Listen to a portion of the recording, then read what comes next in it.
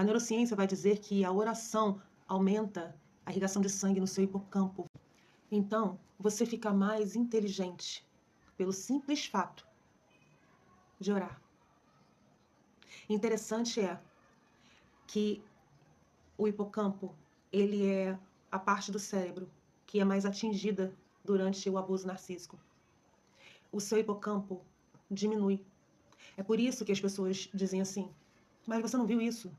Como que a fulana está passando por isso, isso, isso, e ela não vê? Ela não vê que isso não está fazendo bem para ela? E até duvidam de que aquela pessoa possa não saber o que está se passando com ela, mas é verdade. Você tem a sua capacidade de entendimento reduzida quando passa por abuso narcisista, mas você pode aumentar isso.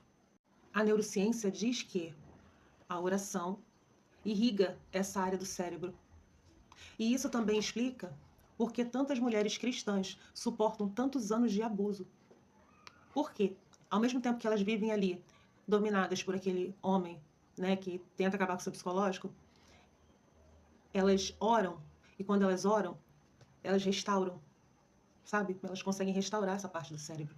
Por isso que elas suportam, às vezes, 20, 30, 40 anos de casamento. Eu já vi uma história de 41 anos de casamento de uma mulher orando pelo seu marido. Mas isso não significa que ela está fazendo a coisa certa. Quando você busca a sabedoria, você está se amando. Quando Jesus disse: o novo mandamento vos dou, ame a Deus sobre todas as coisas e ao seu próximo como a ti mesmo. Amar como a ti mesmo. O que é amar como a ti mesmo? Para amar o seu próximo como a ti mesmo, primeiro você precisa se amar. Entende? Quem obtém a sabedoria, ama-se a si mesmo. A Bíblia elogia quem busca a sabedoria.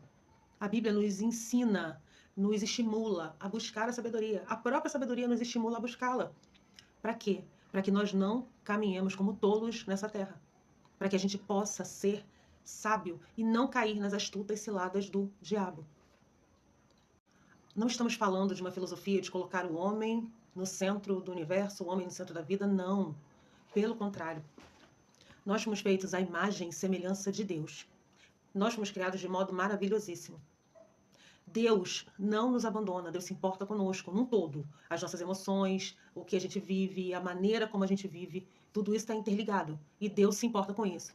Você acha que você e eu agradamos a Deus quando a gente não se importa com o nosso todo? Corpo, alma e espírito?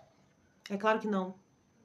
Obter a sabedoria é o princípio de todas as coisas. O temor do Senhor é o princípio da sabedoria. O que significa temer ao Senhor? Ter medo dele? Não.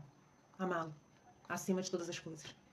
Quando eu temo ao Senhor, eu tenho medo de machucar, de ferir seu espírito, de não me importar com o que ele se importa. Eu tenho um amor a Deus, sabe? Eu amo a Deus acima de todas as coisas. Então, eu me importo com o que Deus acha, com o que Deus pensa a respeito de todas as coisas. E qual é a maneira de eu saber como Deus pensa a respeito das coisas?